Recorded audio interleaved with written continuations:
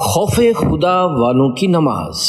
الحمدللہ رب العالمین والصلاة والسلام علی خاتم النبیین، اما بعد فاعوذ باللہ من الشیطان الرجیم، بسم اللہ الرحمن الرحیم۔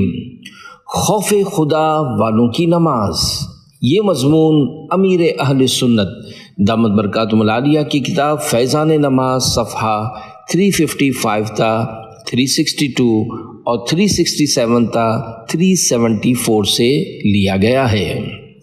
درود شریف کی فضیلت۔ فرمان آخری نبی صلی اللہ علیہ وآلہ وسلم، بروز قیامت لوگوں میں سے میرے قریب تر وہ ہوگا جس نے دنیا میں مجھ پر زیادہ درود پاک پڑھے ہوں گے۔ صلو علی الحبیب صلی اللہ علی محمد۔ شیطان کے 3 ہتھیار۔ واقعہ تابع بزرگ حضرت وہب بن منبہ رحمۃ اللہ علیہ فرماتے ہیں، بنی اسرائیل کے ایک بزرگ رحمۃ اللہ علیہ کو شیطان نے بہکانے کی کافی کوشش کی لیکن کامیاب نہ ہوا۔ ایک دن وہ بزرگ کسی ضرورت کی خاطر نکلے تو شیطان بھی ساتھ ہو لیا۔ اس نے خواہشات اور غصے کے ذریعے ورغلانا چاہا لیکن کچھ نہ ہوا۔ پھر خوف زدہ کرنے کے لیے اس نے پہاڑ سے ایک چٹان لڑکا دی۔ بزرگ نے اللہ کا ذکر شروع کر دیا تو وہ چٹان دور چلی گئی۔ پھر ڈرانے کے لیے اس نے شیر اور دیگر درندوں کی سی شکل بنائی۔ انہوں نے پھر ذکر الہی سے کام لیا اور اس کی پرواہ نہ کی۔ جب بزرگ نے نماز شروع کی تو شیطان سانپ کی شکل میں ان کے قدموں سے ہوتا ہوا جسم سے لپٹ گیا حتیٰ کہ سر تک پہنچ گیا۔ جب انہوں نے سجدہ کرنا چاہا تو وہ ان کے چہرے سے لپٹ گیا۔ جب بزرگ نے سجدے کے لیے سر مبارک رکھا تو سانپ نے منہ کھولا تاکہ ان کے سر کو نگل لے۔ بزرگ نے اسے ہٹا کر زمین پر سجدہ فرمایا۔ جب نماز مکمل کر لی تو آگے چل پڑے۔ شیطان کھل کر سامنے آ گیا اور کہنے لگا، میں نے آپ کو بہکانے کی بڑی کوششیں کی لیکن کامیاب نہ ہو سکا۔ میں آپ سے دوستی کرنا چاہتا ہوں، آئندہ آپ کو کبھی بھی نہیں بہکاؤں گا۔ بزرگ نے فرمایا، تو نے آج مجھے ڈرانے کی بہت کوشش کی لیکن بحمد اللہ میں نہیں ڈرا۔ مجھے تیری دوستی کی کوئی ضرورت نہیں۔ شیطان بولا، کیا آپ مجھ سے اپنے گھر والوں کے حالات نہیں پوچھیں گے کہ آپ کی غیر موجودگی میں ان پر کیا گزری؟ بزرگ بولے، میں ان سے پہلے ہی مر چکا ہوں، یعنی مجھے ان کے بارے میں تجھ سے پوچھنے کی کوئی ضرورت ہی نہیں۔ وہ بولا، کیا آپ یہ نہیں پوچھیں گے کہ میں لوگوں کو کیسے بہکاتا ہوں؟ فرمایا، ہاں، یہ بتا دے۔ شیطان بولا، 3 چیزوں کے ذریعے بہکاتا ہوں۔ نمبر 1 بخل، نمبر 2 غصہ اور نمبر 3 نشہ۔ انسان جب بخل میں مبتلا ہوتا ہے تو میں اس کا مال اس کی نظر میں کم دکھانا شروع کر دیتا ہوں۔ یوں اپنا مال بڑھائے چلے جانے کی ہوس میں وہ اپنے مال کے شرعی حقوق ادا کرنے سے رک جاتا بلکہ پرائے مال میں رغبت کرنے لگ جاتا ہے۔ اور جب انسان غصے میں آتا ہے تو میں اس سے یوں کھیلتا ہوں جیسے بچے گیند یعنی بال سے، اگرچہ وہ اتنا نیک ہو کہ اپنی دعا سے مردے زندہ کر دے، تب بھی میں اس غصیلے آدمی سے مایوس نہیں ہوتا، کیونکہ کبھی نہ کبھی وہ غصے میں بے قابو ہو کر کوئی ایسا جملہ بک دے گا جس سے اس کی آخرت تباہ ہو جائے گی۔ اور جب انسان نشہ کرنے لگ جائے تو میں اسے اپنی مرضی سے جس برائی کی جانب چاہتا ہوں اس طرح کھینچ کر لے جاتا ہوں جس طرح بکری کو کان پکڑ کر لے جایا جاتا ہے۔ اے عاشقان رسول، اس واقعے سے معلوم ہوا کہ شیطان بندے کو ہر ممکن صورت میں عبادت سے روکنے کی کوشش کرتا ہے، مگر نیک اور مخلص بندے اللہ کریم کی مدد سے اس کے چنگل میں پھنسنے سے بچ جاتے ہیں۔ یہ بھی پتہ چلا کہ بخل، غصہ اور نشہ شیطان کے 3 بدترین ہتھیار ہیں جن سے وہ لوگوں کو برباد کرنے کی کوششیں کرتا ہے۔ ہر مسلمان کو چاہیے کہ شیطان کے ان ہتھیاروں کو ناکام بنا دے۔ کمر توڑی ہے عیسیاں نے، دبایا نفس و شیطان نے، نہ کرنا حشر میں رسوا، میرا رکھنا بھرم مولا۔ صلو علی الحبیب صلی اللہ علی محمد۔ کاش روتے روتے نماز پڑھنا نصیب ہو۔ نماز کی تکبیر تحریمہ کے لیے ہاتھ اٹھاتے وقت کاش یہ تصور ہو کہ میں گویا اللہ پاک کو دیکھ رہا ہوں، یا کم از کم یہ خیال پیدا ہو جائے کہ اللہ پاک مجھے دیکھ رہا ہے اور میں ایک لمحے کے لیے بھی اس سے اوجھل یعنی چھپا ہوا نہیں ہوں۔ ذہن نصیب حالت قیام میں سر ندامت سے جھکا ہو، کندھے ہیبت سے تھر تھرا رہے ہوں، چہرہ خوف سے زرد ہو، دل میں خشوع کی کیفیت ہو اور اعضاء سے اس کا اظہار ہو رہا ہو، نیز آنکھوں سے آنسو رواں ہوں اور رکوع و سجود میں اس کی عظمت پیش نظر ہو، نیز سجدے میں یہ یقین بھی ہو کہ میں اس وقت اللہ پاک کے بہت زیادہ قریب ہوں، جیسا کہ فرمان مصطفیٰ صلی اللہ علیہ وآلہ وسلم ہے، بندہ اللہ پاک سے سب سے زیادہ قریب سجدے کی حالت میں ہوتا ہے۔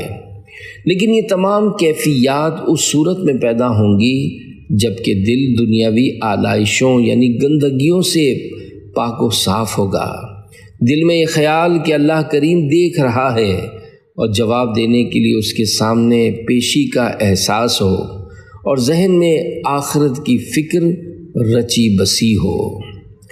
مبارک سینہ ہانڈی کی طرح جوش مارتا۔ سرکار نامدار مدینے کے تاجدار صلی اللہ علیہ وآلہ وسلم جب نماز ادا فرماتے تو آپ کا سینہ مبارک ہانڈی کی طرح جوش مارتا تھا، رنگ زرد پڑ جاتا۔ واقعہ نواسۂ رسول امام عالی مقام حضرت سیدنا امام حسین رضی اللہ عنہ کے شہزادے حضرت سیدنا امام زین العابدین رحمۃ اللہ علیہ جب وضو کرتے تو رنگ مبارک زرد یعنی پیلا ہو جاتا۔ گھر والوں نے پوچھا کہ وضو کے وقت آپ کو یہ کیا ہو جاتا ہے؟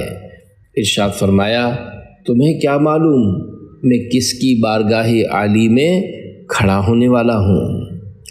مولا علی پر کپ کپی طاری ہو جاتی۔ واقعہ نماز کا جب وقت آتا تو مسلمانوں کے چوتھے خلیفہ حضرت علی المرتضیٰ شیر خدا رضی اللہ عنہ پر کپ کپی طاری ہو جاتی اور چہرے کا رنگ بدل جاتا۔ عرض کی جاتی، یا امیر المومنین کیا ہوا ہے؟ فرمایا، اس امانت کے ادا کرنے کا وقت آ گیا ہے جسے اللہ رب العزت نے زمین و آسمان اور پہاڑوں پر پیش کیا تو انہوں نے اسے اٹھانے سے انکار کر دیا اور ڈر گئے، جبکہ میں یعنی آدمی نے اسے اٹھا لیا۔ حضرت یحییٰ بہت زیادہ روتے تھے۔ اللہ پاک کے سچے نبی ابن نبی حضرت یحییٰ بن زکریا علیہ السلام جب نماز کے لیے کھڑے ہوتے تو خوف خدا سے اس قدر روتے کہ درخت اور مٹی کے ڈھیلے یعنی ڈلے ٹکڑے بھی ساتھ رونے لگتے۔ حضرت یحییٰ علیہ السلام اسی طرح مسلسل آنسو بہاتے رہتے تھے، یہاں تک کہ آنسوؤں کے سبب آپ کے رخسار مبارک یعنی گالوں پر زخم ہو گئے۔ آپ کی امی جان رحمۃ اللہ علیہا زخموں پر اونی پٹیاں چپٹا دیا کرتی تھیں۔ اس کے باوجود جب آپ دوبارہ نماز کے لیے کھڑے ہوتے تو پھر رونا شروع کر دیتے، جس کے نتیجے میں وہ اونی پٹیاں بھیگ جاتی۔ جب امی جان انہیں خوش کرنے کے لیے نچوڑتی اور آپ اپنے آنسوؤں کا پانی امی جان کے بازوؤں پر گرتا دیکھتے تو بارگاہ الہی میں عرض کرتے، اے اللہ کریم، یہ میرے آنسو ہیں، یہ میری امی جان ہیں اور میں تیرا بندہ ہوں، جبکہ تو سب سے زیادہ رحم فرمانے والا ہے۔ فاروق اعظم کے رونے کی آواز۔ واقعہ حضرت عبداللہ بن عمر رضی اللہ عنہما فرماتے ہیں کہ میں نے امیر المومنین حضرت عمر فاروق اعظم رضی اللہ عنہ کے پیچھے نماز پڑھی۔ میں نے 3 صفوں کے پیچھے سے آپ کے رونے کی آواز سنی۔ جہنم کا نقشہ کھنچ جاتا۔ واقعہ حضرت بشر بن حسین رحمۃ اللہ علیہ فرماتے ہیں، میں نے حضرت سعید بن عبدالعزیز رحمۃ اللہ علیہ کو جب بھی فرض نماز میں کھڑا دیکھا تو آپ کے آنسو داڑھی مبارک پر بہتے ہوئے دیکھے۔ حضرت اسحاق بن ابراہیم رحمۃ اللہ علیہ فرماتے ہیں میں حضرت سعید بن عبدالعزیز رحمۃ اللہ علیہ کو قبلہ رخ نماز پڑھتے دیکھا کرتا اور چٹائی پر آپ کے آنسوؤں کے گرنے کی آواز سنا کرتا۔ حضرت ابو عبد الرحمن اسدی رحمۃ اللہ علیہ فرماتے ہیں کہ میں نے حضرت سعید بن عبدالعزیز رحمۃ اللہ علیہ سے عرض کیا، اے ابو محمد آپ نماز میں روتے کیوں ہیں؟ پوچھا، اے بھتیجے یہ بات کیوں پوچھ رہے ہو؟ میں نے عرض کی شاید اس سے اللہ پاک مجھے فائدہ پہنچائے۔ ارشاد فرمایا، میں جب بھی نماز کے لیے کھڑا ہونے لگتا ہوں تو جہنم کا نقشہ میرے سامنے کھنچ جاتا ہے۔ ہر وقت رونے والے بزرگ حضرت سفیان رحمۃ اللہ علیہ فرماتے ہیں کہ حضرت سعید بن سائب طائفی رحمۃ اللہ علیہ کے آنسو قریب قریب تھمتے ہی نہ تھے، ہر وقت روتے ہوئے نظر آتے تھے۔ نماز ادا کرتے تو روتے روتے، طواف کرتے تو روتے روتے، بیٹھے ہوئے دیکھ کر قرآن کریم پڑھتے تو روتے روتے، میری آپ سے جب راستے میں ملاقات ہوتی تب بھی رو رہے ہوتے۔ ایک شخص نے آپ کو ہر وقت روتے رہنے پر ملامت کی، یعنی برا بھلا کہا تو رو دیے اور بطور عاجزی فرمانے لگے، تمہیں میرے رونے پر نہیں بلکہ میری خطاؤں اور زیادتیوں پر ملامت کرنی چاہیے کہ یہ دونوں یعنی خطائیں اور زیادتیاں مجھ پر غالب آ چکی ہیں۔ اس شخص نے جب یہ سنا تو آپ کو چھوڑ کر چلا گیا۔ نماز میں رونے کا شرعی مسئلہ۔ نماز کے دوران درد یا مصیبت کی وجہ سے یہ الفاظ آہ، اوہ، اف، تف نکل گئے یا آواز سے رونے میں حروف پیدا ہو گئے، نماز فاسد ہو گئی۔ اگر رونے میں صرف آنسو نکلے، آواز و حروف نہیں نکلے تو حرج نہیں۔ اگر نماز میں امام کے پڑھنے کی آواز پر رونے لگا اور ارے، نعم، ہاں زبان سے جاری ہو گیا تو کوئی حرج نہیں کہ یہ خشوع کے باعث ہے، اور اگر امام کی خوش الہانی کے سبب یہ الفاظ کہے تو نماز ٹوٹ گئی۔ تو ڈر اپنا عنایت کر، رہیں اس ڈر سے آنکھیں تر، مٹا خوف جہاں دل سے، مٹا دنیا کا غم مولا۔ صلو علی الحبیب صلی اللہ علی محمد۔ نماز میں جو کچھ پڑھتے ہیں اس کے معنی یاد ہوں۔ خشوع حاصل ہونے کے لیے نماز میں پڑھی جانے والی سورتوں اور اذکار نماز مثلاً ثنا، سورہ فاتحہ، رکوع اور سجدے کی تسبیحات و درود شریف وغیرہ کے معنی معلوم ہوں، تاکہ پتہ چلے کہ اپنے پروردگار سے کیا عرض کر رہے ہیں۔ آیات و دعاؤں کے معنی اگر ذہن میں موجود ہوں گے تو خیالات قابو میں رہ سکیں گے اور انشاءاللہ پورے طور پر خشوع و خضوع سے نماز ادا کرنے کی سعادت نصیب ہوگی۔ دائیں بائیں کون ہے اس کا ہوش نہ ہو۔ حضرت حکم رحمۃ اللہ علیہ فرماتے ہیں یہ بات نماز کے پورے ہونے سے ہے کہ تمہیں معلوم نہ ہو تمہارے دائیں بائیں کون ہے۔ صحابی ابن صحابی حضرت عبداللہ بن عباس رضی اللہ عنہما فرماتے ہیں نماز میں خشوع یہ ہے کہ نمازی اپنے دائیں بائیں شخص کو نہ پہچانے۔ تابعی بزرگ حضرت سعید بن جبیر رحمۃ اللہ علیہ فرماتے ہیں جب سے میں نے حضرت عبداللہ بن عباس رضی اللہ عنہما کا یہ فرمان سنا ہے 40 سال ہونے کو ہیں، میں نے نماز میں اپنے دائیں بائیں شخص کو نہیں پہچانا۔ نمازوں میں ایسا گما یا الہی، نہ پاؤں میں اپنا پتہ یا الہی۔ صلو علی الحبیب صلی اللہ علی محمد۔ جلد جلد پڑھنے سے نماز کی روح چلی جاتی ہے۔ رکوع، سجدہ، قومہ اور جلسہ وغیرہ اطمینان سے ادا نہ کیے گئے تو کسی صورت میں خشوع و خضوع پیدا نہیں ہو سکتا، کیونکہ جلد بازی سے نماز کی روح چلی جاتی ہے۔ نماز ادا کرنے میں جلد بازی۔ افسوس فی زمانہ مسلمانوں کی بہت کم تعداد نماز پڑھتی ہے، اور جو پڑھتے ہیں ان میں سے بھی بعض لوگ جلد بازی کی وجہ سے بارہا اپنی نمازیں ہی برباد کر بیٹھتے ہیں۔ جلد بازی میں غلط نماز پڑھنے والے کو نماز کا چور قرار دیا گیا ہے۔ اللہ پاک کے آخری نبی صلی اللہ علیہ وآلہ وسلم کا فرمان عالی شان ہے، لوگوں میں سب سے بدتر چور وہ ہے جو اپنی نماز میں چوری کرتا ہے۔ صحابہ کرام علیہم رضوان نے عرض کی، یا رسول اللہ صلی اللہ علیہ وآلہ وسلم، کوئی شخص اپنی نماز میں کس طرح چوری کر سکتا ہے؟ تو آپ صلی اللہ علیہ وآلہ وسلم نے ارشاد فرمایا، وہ اس کے رکوع و سجود پورے نہیں کرتا، یا ارشاد فرمایا وہ رکوع و سجود میں اپنی پیٹھ سیدھی نہیں کرتا۔ مال کے چور سے نماز کا چور بدتر ہے۔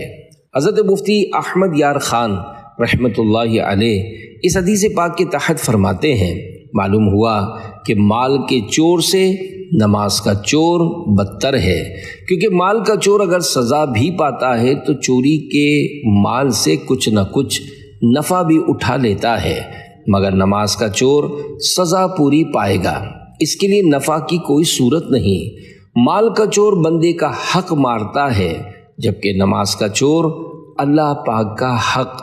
یہ حالت ان کی ہے جو نماز کو ناقص پڑھتے ہیں، اس سے وہ لوگ درس عبرت حاصل کریں جو سرے سے نماز پڑھتے ہی نہیں۔ برے خاتمے کی وعید۔ حضرت حذیفہ بن یمان رضی اللہ عنہ نے ایک شخص کو دیکھا جو نماز پڑھتے ہوئے رکوع سجود پورے ادا نہیں کرتا تھا، تو اس سے فرمایا، تم نے نماز نہیں پڑھی، اور اگر تم اسی حالت میں انتقال کر جاؤ تو حضرت محمد مصطفیٰ صلی اللہ علیہ وآلہ وسلم کے طریقے پر تمہاری موت واقع نہیں ہوگی۔ نسائی شریف کی روایت میں یہ بھی ہے کہ آپ رضی اللہ عنہ نے پوچھا، تم کب سے اس طرح نماز پڑھ رہے ہو؟ اس نے کہا 40 سال سے۔ تو آپ نے اس سے ارشاد فرمایا، تم نے 40 سال سے نماز ہی نہیں پڑھی، اور اگر اس حالت میں تمہیں موت آ گئی تو دین محمدی پر نہیں مرو گے۔ کوے کی طرح چونچ نہ مارو۔ حضرت عبد الرحمن بن شبل رضی اللہ عنہ فرماتے ہیں کہ نبی کریم صلی اللہ علیہ وآلہ وسلم نے کوے کی سی ٹھونگ یعنی چونچ مارنے اور درندے کی طرح ہاتھ بچھانے سے منع فرمایا ہے۔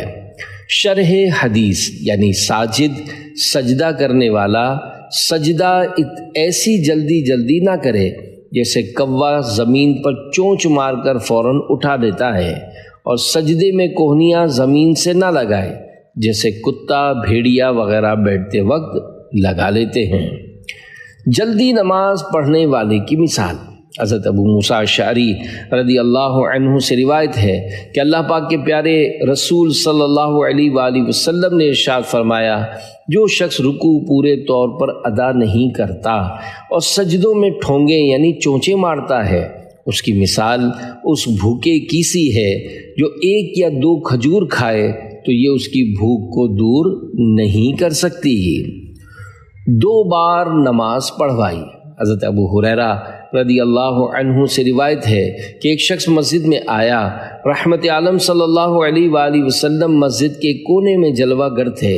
اس شخص نے نماز پڑھی اور حضور اکرم صلی اللہ علیہ وآلہ وسلم کو سلام کیا۔ اس سے نبی کریم صلی اللہ علیہ وآلہ وسلم نے فرمایا، وعلیک السلام، لوٹ جاؤ، نماز پڑھو، تم نے نماز نہیں پڑھی۔ وہ لوٹ گیا، نماز پڑھی، پھر آیا، سلام کیا۔ آپ صلی اللہ علیہ وآلہ وسلم نے فرمایا، وعلیک السلام، لوٹ جاؤ، نماز پڑھو، تم نے نماز نہیں پڑھی۔ اس نے دوبارہ یا اس کے بھی بعد عرض کی، یا رسول اللہ صلی اللہ علیہ وآلہ وسلم، مجھے سکھا دیجئے۔ آپ صلی اللہ علیہ وآلہ وسلم نے فرمایا، جب تم نماز کی طرف اٹھو تو وضو پورا کرو، پھر کعبے کو منہ کرو، پھر تکبیر کہو، پھر جس قدر قرآن آسان ہو پڑھ لو، پھر رکوع کرو حتیٰ کہ رکوع میں مطمئن ہو جاؤ، پھر اٹھو حتیٰ کہ سیدھے کھڑے ہو جاؤ، پھر سجدہ کرو حتیٰ کہ سجدے میں مطمئن ہو جاؤ، پھر اٹھو حتیٰ کہ اطمینان سے بیٹھ جاؤ، پھر سجدہ کرو حتیٰ کہ سجدے میں مطمئن ہو جاؤ، پھر اٹھو حتیٰ کہ اطمینان سے بیٹھ جاؤ، پھر اپنی ساری نماز میں یہی کرو۔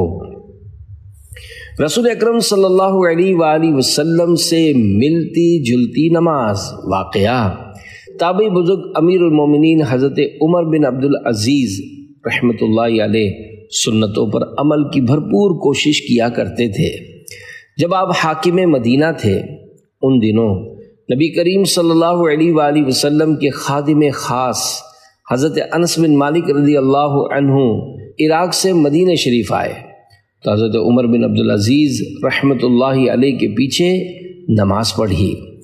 انہیں حضرت عمر بن عبدالعزیز رحمۃ اللہ علیہ کی نماز بہت پسند آئی، چنانچہ نماز پڑھنے کے بعد فرمایا ما رأیت احدا اشبہ بصلاۃ النبی من هذا الغلام، یعنی میں نے اس نوجوان سے بڑھ کر رسول اکرم صلی اللہ علیہ وآلہ وسلم سے ملتی جلتی نماز پڑھنے والا کوئی نہیں دیکھا۔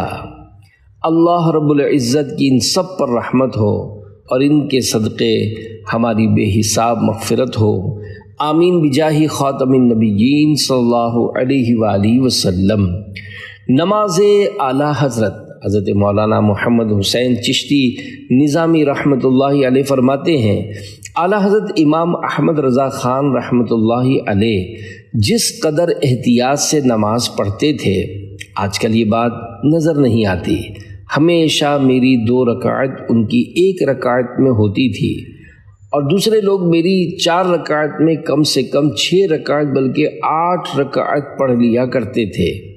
اللہ رب العزت کی ان سب پر رحمت ہو اور ان کے صدقے ہماری بے حساب مغفرت ہو، آمین بجاہ خاتم النبیین صلی اللہ علیہ وآلہ وسلم۔ صلو علی الحبیب صلی اللہ علی محمد۔ آقا کی قراءت مرحبا۔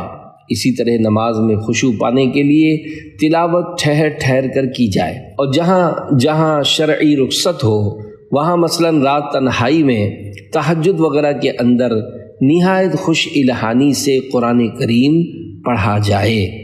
تابعی بزرگ حضرت یعلا بن مملک رحمۃ اللہ علیہ نے ام المومنین تمام مسلمانوں کی پیاری پیاری امی جان حضرت بی بی ام سلمہ رضی اللہ عنہا سے تاجدار رسالت صلی اللہ علیہ وآلہ وسلم کی قرات کے بارے میں پوچھا تو آپ رضی اللہ عنہا نے سرکار مدینہ صلی اللہ علیہ وآلہ وسلم کی ایسی قرات بیان کی جس کا ایک ایک حرف واضح تھا۔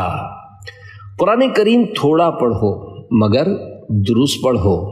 حضرت مفتی احمد یار خان رحمۃ اللہ علیہ میرات المناجی میں فرماتے ہیں، یعنی آپ صلی اللہ علیہ وآلہ وسلم کی قرات نہایت آہستگی سے اور صاف تھی، جس سے ہر کلمہ جدا گانا سمجھ میں آتا تھا اور ہر کلمے کے حروف حا، عین، زا، ذال، ظا، ضاد واضح طور پر سمجھ لیے جاتے تھے۔ ایک کلمہ دوسرے سے مخلوط یعنی گڑبڑ نہ ہوتا تھا۔ تلاوت قرآن کریم کا یہ ہی طریقہ چاہیے، زیادہ پڑھنے کی کوشش نہ کرو، اگرچہ تھوڑا پڑھو مگر درست پڑھنے کی کوشش کرو۔ اچھا قاری وہ جو اللہ سے ڈرنے والا ہو۔ حضرت طاؤس رحمۃ اللہ علیہ بیان کرتے ہیں کہ نبی کریم صلی اللہ علیہ وآلہ وسلم کی خدمت میں عرض کیا گیا، کون شخص قرآن کریم میں خوش آواز اور اچھی قرات والا ہے؟ فرمایا وہ کہ جب تم اسے قرآن پڑھتے سنو تو محسوس کرو کہ وہ اللہ پاک سے ڈر رہا ہے۔ سننے والوں کے رونگٹے کھڑے ہو جاتے ہیں۔ حضرت مفتی احمد یار خان رحمۃ اللہ علیہ اس حدیث پاک کے تحت فرماتے ہیں، یہ حدیث ان تمام احادیث کی شرح ہے جس میں اچھی آواز، اچھی تلاوت کا حکم دیا گیا، یعنی درد دل والی ادا اور خوف خدا والی قرات اچھی ہے۔ نفس آواز یعنی پڑھنے والے کی اصل آواز باریک ہو یا موٹی، بعض بزرگوں کو دیکھا گیا کہ ان کی آواز موٹی تھی مگر ان کی تلاوت سے خود ان کے اور سننے والوں کے رونگٹے کھڑے ہو جاتے، دل کانپ جاتے تھے۔ اللہ پاک ایسی تلاوت نصیب فرمائے، آمین۔ تلاوت قرآن کرنا یقیناً بہت بڑی سعادت ہے۔ قرآن کریم کا ایک حرف پڑھنے پر 10 نیکیوں کا ثواب ملتا ہے۔ چنانچہ فرمان مصطفیٰ صلی اللہ علیہ وآلہ وسلم ہے، جو شخص کتاب اللہ کا ایک حرف پڑھے گا اس کو ایک نیکی ملے گی جو 10 کے برابر ہوگی۔ میں یہ نہیں کہتا کہ الف لام میم ایک حرف ہے، بلکہ الف ایک حرف، لام ایک حرف اور میم ایک حرف ہے۔ ہر حرف کے بدلے 100 نیکیاں۔ امیر المومنین مسلمانوں کے چوتھے خلیفہ حضرت علی المرتضیٰ شیر خدا رضی اللہ عنہ فرماتے ہیں، جو نماز میں کھڑے ہو کر قرآن کی تلاوت کرے اس کے لیے ہر حرف کے بدلے 100 نیکیاں ہیں، اور جو نماز میں بیٹھ کر تلاوت کرے اس کے لیے ہر حرف کے بدلے 50 نیکیاں ہیں، اور جو نماز کے علاوہ باوضو تلاوت کرے اس کے لیے 25 نیکیاں ہیں، اور جو بغیر وضو تلاوت کرے اس کے لیے 10 نیکیاں ہیں۔ اور رات کا قیام افضل ہے کیونکہ اس وقت دل زیادہ فارغ ہوتا ہے۔ بعض اسلام بھائی نہایت تیز رفتاری سے قرآن کریم پڑھتے ہیں تاکہ زیادہ سے زیادہ تلاوت کی سعادت حاصل کر لیں، مگر دوران تلاوت قواعد تجوید کی رعایت نہیں کرتے اور غلط سلط پڑ جاتے ہیں۔ حالانکہ قرآن کریم کے حروف کی درست ادائیگی اور غلط پڑھنے سے بچنا فرض عین ہے۔ چنانچہ اعلیٰ حضرت امام احمد رضا خان رحمۃ اللہ علیہ فرماتے ہیں، بلا شبہ اتنی تجوید جس سے تصحیح حروف ہو، یعنی حروف درست ادا ہوں، اور غلط خوانی یعنی غلط پڑھنے سے بچے، فرض عین ہے۔ قرآن پاک ٹھہر ٹھہر کر پڑھنا چاہیے۔ پارہ 29 سورۃ المزمل کی 4 آیت میں ارشاد ربانی ہے، وَرَتِّلِ الْقُرْآنَ تَرْتِيلًا۔ ترجمہ کنز ایمان، اور قرآن خوب ٹھہر ٹھہر کر پڑھو۔ میرے آقا اعلیٰ حضرت رحمۃ اللہ علیہ ترتیل کی وضاحت کرتے ہوئے نقل کرتے ہیں، قرآن مجید اس طرح آہستہ اور ٹھہر کر پڑھو کہ سننے والا اس کی آیات و الفاظ گن سکے۔ نیز فرض نماز میں اس طرح تلاوت کرے کہ جدا جدا ہر حرف سمجھ آئے۔ تراویح میں متوسط یعنی درمیانے طریقے پر، اور رات کے نوافل میں اتنی تیز پڑھ سکتا ہے جسے وہ سمجھ سکے۔ مدارک میں ہے، اطمینان کے ساتھ حروف جدا جدا، وقف یعنی ٹھہرنے وغیرہ کی علامات کی حفاظت، اور تمام حرکات یعنی زیر زبر وغیرہ کی ادائیگی کا خاص خیال رکھنا ہے۔ ترتیلا یعنی خوب ٹھہر ٹھہر کر۔ اس مسئلے میں تاکید پیدا کر رہا ہے کہ یہ بات تلاوت کرنے والے کے لیے نہایت ہی ضروری ہے۔ ترتیل کے احکام جاننے کے لیے فتاوی رضویہ جلد 6 صفحہ 275 تا 282 کا مطالعہ فرمائیے۔ عوام درمیانہ درجے کی جلدی والی تلاوت کریں۔ فتاوی رضویہ جلد 7 صفحہ 478 تا 479 پر آہستہ اور درمیانی رفتار سے پڑھنے کے حوالے سے بہت خوبصورت کلام کیا گیا ہے۔ یہاں اس کا خلاصہ آسان لفظوں میں عرض کرنے کی کوشش کی جاتی ہے۔ جو لوگ قرآن کریم پڑھنے میں غور و فکر کرنے کی صلاحیت نہیں رکھتے، ان کے لیے تلاوت کرنے میں درمیانہ درجے کی جلدی ہی افضل ہونی چاہیے کہ جس قدر جلدی پڑھیں گے اسی قدر تلاوت زیادہ ہوگی۔ اور قرآن کریم کے ہر حرف پر 10 نیکیاں ہیں۔ 100 کی جگہ 500 حروف پڑھیں گے تو 1000 کی جگہ 5000 نیکیاں ملیں گی، اور ہر ثواب سمجھنے ہی پر منحصر نہیں۔ واقعہ حضرت امام احمد بن حنبل رحمۃ اللہ علیہ نے اللہ پاک کی خواب میں زیارت کی تو عرض کی، اے میرے رب، کیا چیز تیرے بندوں کو تیرے عذاب سے چھڑانے والی ہے؟ فرمایا، میری کتاب یعنی قرآن کریم۔ عرض کی، اسے سمجھ کر پڑھنا ہے یا بغیر سمجھے؟ فرمایا، دونوں طرح، یعنی سمجھ کر پڑھنا اور بغیر سمجھے پڑھنا۔ تفصیل کے لیے دیکھیے فتاوی رضویہ جلد 7 صفحہ 478 تا 479۔ تلاوت کی توفیق دے دے الہی، گناہوں کی ہو دور دل سے سیاہی، صلو علی الحبیب صلی اللہ تعالی علی محمد۔ نماز کے ضروری مسائل جاننا ضروری ہے، نماز کے ضروری مسائل جاننا ضروری ہے، کیونکہ جو نماز کے فرائض، واجبات، سنتیں اور نماز کو فاسد کرنے یعنی توڑنے والی چیزوں وغیرہ کا علم رکھتا ہے وہ اچھی طرح نماز پڑھ سکتا ہے، جبکہ جو نماز کے ضروری مسائل سے ناواقف ہے وہ درست نماز کیوں کر ادا کر سکے گا؟ یاد رہے، جس پر نماز فرض ہے اس پر نماز کے ضروری مسائل جاننا بھی فرض ہے۔ دولہے کی نماز واقعہ۔ اے عاشقان رسول، انتہائی نازک دور آ گیا ہے۔ ہمارے یہاں ایسے مسلمانوں کی بھی ایک تعداد مل سکتی ہے جن کو نماز پڑھنا بالکل بھی نہیں آتا، جیسا کہ دعوت اسلامی کے ایک مدنی اسلامی بھائی کا بیان ہے کہ میں کراچی کی ایک مسجد میں امام ہوں۔ ایک رات عشاء کی نماز کے بعد مدرسۃ المدینہ برائے بالغان کے سلسلے میں ہم کچھ اسلامی بھائی مسجد میں موجود تھے کہ ایک دولہا اپنے چند دوستوں سمیت مسجد میں آیا اور مجھ سے کہنے لگا کہ مجھے نماز پڑھا دیجئے۔ میں نے جواباً کہا کہ نماز تو میں نے پڑھا دی ہے، آپ اپنی پڑھ لیجئے۔ اس نے پھر کہا کہ نہیں، مجھے آپ نماز پڑھا دیجئے۔ تو اب میں اس کی بات سمجھا کہ وہ کہہ رہا ہے مجھے سرے سے نماز پڑھنا ہی نہیں آتی، لہذا آپ مجھے اس کا طریقہ بتا دیجئے۔ میں نے ایک سلجھے ہوئے اسلامی بھائی کو کہا کہ آپ انہیں طریقہ بتا دیجئے۔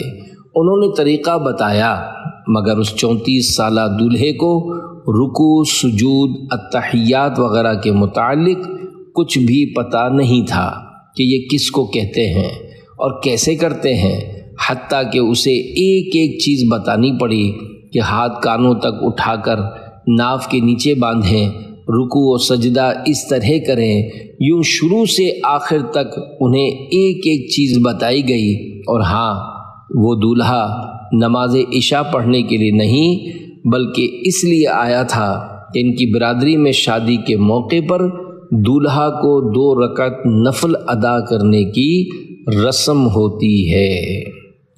مسجد تو بنا دی شب بھر میں ایما کی حرارت والوں نے، من اپنا پرانا پاپی ہے برسوں میں نمازی بن نہ سکا۔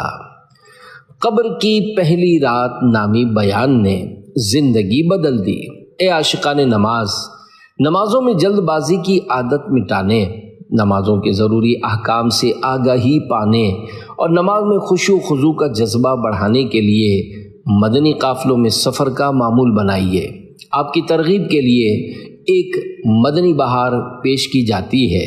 چنانچہ ڈھیر کی ضلع گھوٹکی سندھ کے اسلامی بھائی، عمر تقریباً 24 سال، دنیا دار قسم کے نوجوان تھے جو دینی معلومات سے کوسوں دور تھے۔ نمازوں کی پابندی، نہ روزوں کا خیال، کچھ بھی تو نہ تھا۔ برے دوستوں کے ساتھ آوارہ گردی کرنا، فلمیں ڈرامے دیکھنا ان کا معمول تھا۔ بری صحبت کی وجہ سے شراب بھی پینے لگے تھے۔ ان جیسے بھٹکے ہوئے انسان کو نیکیوں کی شاہراہ پر گامزن کرنے کا صحرا دعوت اسلامی کے ایک مبلغ کے سر ہے، جنہوں نے ان پر انفرادی کوشش کرتے ہوئے ہفتہ وار سنت و بھرے اجتماع کی دعوت دی، اور الحمدللہ انہوں نے اس اجتماع میں شرکت کی۔ ان پر تھوڑا بہت اثر ضرور ہوا، مگر گناہوں میں قید ہونے کی وجہ سے وہ دعوت اسلامی کی زیادہ برکتیں سمیٹنے سے محروم رہے۔ پھر کچھ عرصے بعد انہی اسلامی بھائی نے ان کو عاشقان رسول کے ساتھ 3 دن کے مدنی قافلے میں سفر کی دعوت دی، جس پر لبیک کہتے ہوئے انہوں نے راہ خدا میں سفر اختیار کیا۔ دوران مدنی قافلہ ایک مبلغ نے 63 دن کا مدنی تربیتی کورس کرنے کا ذہن دیا اور انہیں یہ کورس کرنے کی بھی سعادت نصیب ہو گئی۔ اسی کورس کے دوران فیضان مدینہ کراچی میں ہونے والے 3 دن کے تربیتی اجتماع میں شرکت کا موقع بھی ملا، جہاں انہوں نے بیان قبر کی پہلی رات سنا تو ان کے دل میں تبدیلی برپا ہو گئی اور انہوں نے اپنے پچھلے گناہوں سے توبہ کرتے ہوئے سنت و بھرا حلیہ اپنانے کی پکی نیت کر لی۔ الحمدللہ انہیں ایک مسجد میں امامت کی سعادت بھی حاصل ہوئی اور علاقائی مشاورت کے نگران کی حیثیت سے دعوت اسلامی کا دینی کام کرنے کی ذمہ داری بھی ملی۔ تیرا شکر مولا دیا دینی ماحول، نہ چھوٹے کبھی بھی خدا دینی ماحول۔ صلو علی الحبیب صلی اللہ علی محمد۔